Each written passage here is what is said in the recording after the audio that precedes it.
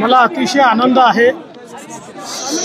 खरं म्हणजे पांडुरंगाच्या आशीर्वादानं एक मोठा विजय आम्हाला प्राप्त झालेला आहे आणि त्यानंतर आळंदीला येण्याची संधी मिळाली, माऊलींचा आशीर्वाद घेण्याची संधी मिळाली।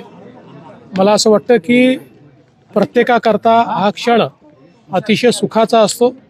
तो क्षण मला अनुभवायला मिळालेला आहे आणि निश्चितपणे पांडुरंगाच्या कृपेने आणि आमची जी ही मोठी परंपरा आहे, खऱ्या अर्थानं ज्ञानेश्वर माऊलींपासनं तर जगद्गुरू तुकाराम महाराजांपर्यंत हा जो आमचा वारकरी विचार आहे, या विचारानेच आपला महाराष्ट्र सातत्याने पुढे गेला आहे आणि भविष्यातही पुढे जात राहील।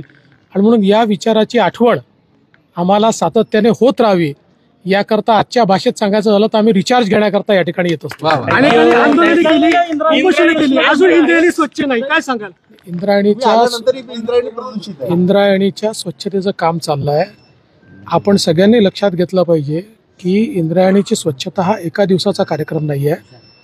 जवळजवळ सगळ्या शहरांचं, गावांचं आणि उद्योगाचं पाणी हे त्या ठिकाणी जातं। ते सगळं कॅच करून, ते सगळं शुद्ध करून आपल्याला शुद्ध पाणी इंद्रायणीत सोडायचं आहे। त्याचा कार्यक्रम आपण सुरू केलेला आहे, मागेच लॉन्च केलेला आहे। सगळ्या वेगवेगळ्या गावांना, ग्रामपंचायतींना, नगरपालिकांना, महानगरपालिकांना आपण निधी उपलब्ध करून देतो आहोत। उद्योग विभागाला देखील आपण सांगितलेलं आहे कुठलेही एफ्लुएंट जाऊ नये, पण नुसतं जाऊ नये म्हणून हे होत नाही, त्याकरता ती व्यवस्था उभी करावी लागते। ती व्यवस्था उभी करण्याचं काम हे सुरू केलेलं आहे। पुढच्या काळात ते युद्ध पातळीवर आम्ही करू।